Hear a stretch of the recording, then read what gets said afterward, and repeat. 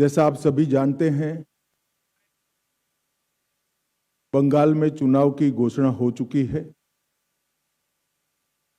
और भारतीय जनता पार्टी के सभी कार्यकर्ता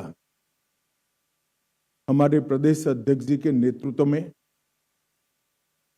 बंगाल में भारतीय जनता पार्टी की सरकार बनाने के लिए बड़े आत्मविश्वास के साथ चुनावी मैदान में उतरे।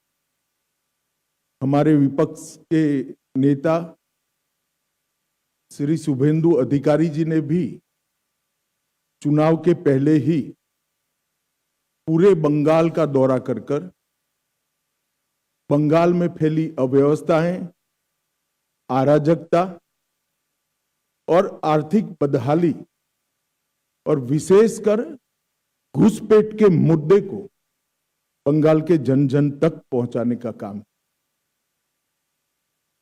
मित्रों, बंगाल का ये चुनाव बंगाल के लिए तो महत्वपूर्ण है ही है, परंतु पूरे देश के लिए महत्वपूर्ण।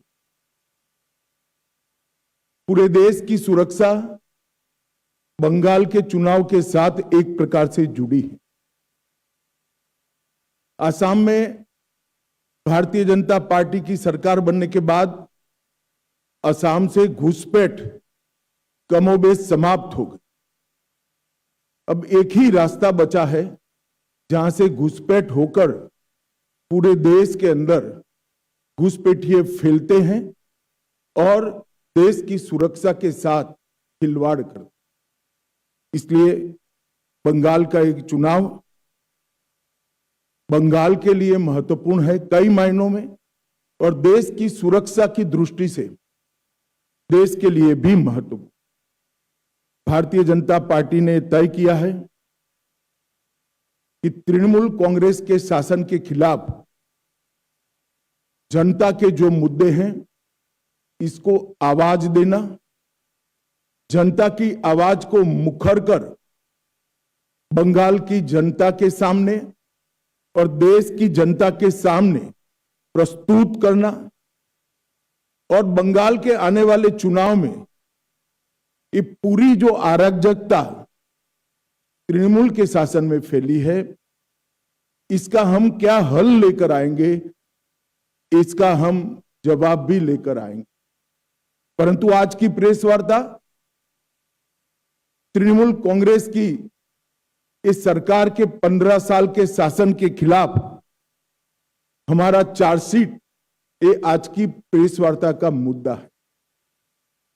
ये चार्जशीट जो है वो तृणमूल कांग्रेस भले कहे भारतीय जनता पार्टी का चार्जशीट है, परंतु मैं मानता हूं ये बंगाल की जनता ने ममता बनर्जी की सरकार के खिलाफ लगाया हुआ चार्जशीट है, जिसको भारतीय जनता पार्टी एक आवाज दे रही। एक प्रकार से आने वाला चुनाव बंगाल की जनता को तय करना है कि भय को चुनना है या भरोसे को चुनना। भय के आतंक से मुक्ति पाकर भरोसे के साथ देश जिस तेजी से आगे बढ़ रहा है इसके साथ बंगाल को जुड़ना चाहिए। ये तय करने का चुनाव है।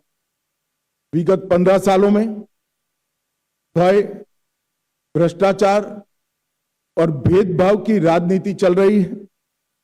झूठ, डर और हिंसा का सहारा लेकर अपनी राजनीति को आगे बढ़ाने का नया राजनीतिक थ्योरी ममता बनर्जी ने प्रस्तुत किया है।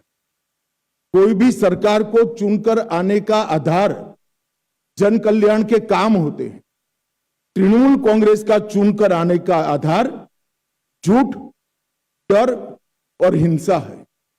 मगर भारतीय जनता पार्टी 1911 से ही 2011 से ही इसके खिलाफ एक संघर्ष कर रही हैं, और मुझे लगता है कि इस बार बंगाल की जनता पूर्ण बहुमत के साथ भारतीय जनता पार्टी की सरकार बनाने जा रही। ये जो चार्जशीट है टीएमसी के 15 साल के काले चिट्ठों का संकलन है। सोनार बांग्ला का स्वप्न दिखाकर सिंडिकेट राज स्थापित कर बंगाल की जनता का शोषण करने वाले शासन की कहानी है।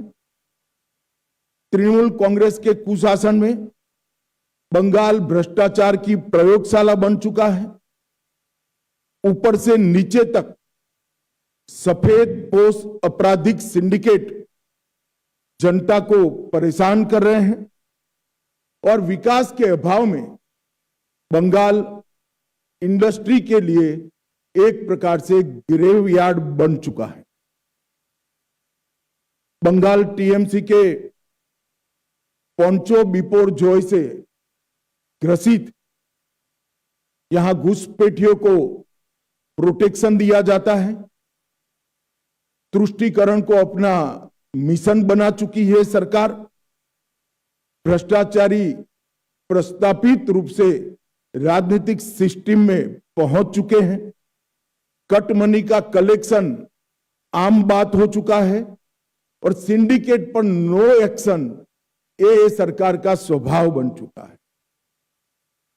कई सालों तक कम्युनिस्ट शासन का दंश झेली हुई बंगाल की जनता ने सोनार बांग्ला के स्वप्न के साथ परिवर्तन किया था, मगर अब आज वही जनता कह रही है कि इससे तो कम्युनिस्ट अच्छे थे। ऐसा शासन 15 साल तक ममता बनर्जी के नेतृत्व में यहां अनुभव में आया है। आज मैं ये भी कहना चाहता हूं कि बंगाल की जनता ने लगातार भारतीय जनता पार्टी का समर्थन किया है और ग्रेजुअली भारतीय जनता पार्टी कैसे बढ़ी है इसका मैं आज आप सबके सामने थोड़े आंकड़े भी जरूर रखना चाहूंगा। 2014 में हमारा 17% वोट शेयर था लोकसभा चुनाव में और 2 सीटें थी। 19 में हमारा वोट शेयर 41% हुआ, 18 सीटें प्राप्त की। 24 में हमारा वोट शेयर 39% हुआ और 12 सीटें मिली। तो हमने एक 40% वोट शेयर का बेस यहां पर बना है। 2016 के चुनाव में विधानसभा में हमारा 10% वोट था और केवल 3 सीटें हम जीत पाए थे।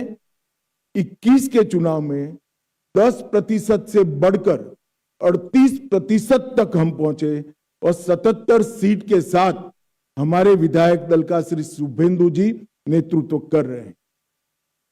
30 साल तक जो 2 पार्टियों ने यहां पर लंबे समय तक शासन किया, कांग्रेस और कम्युनिस्ट, दोनों को 0 सीटें प्राप्त।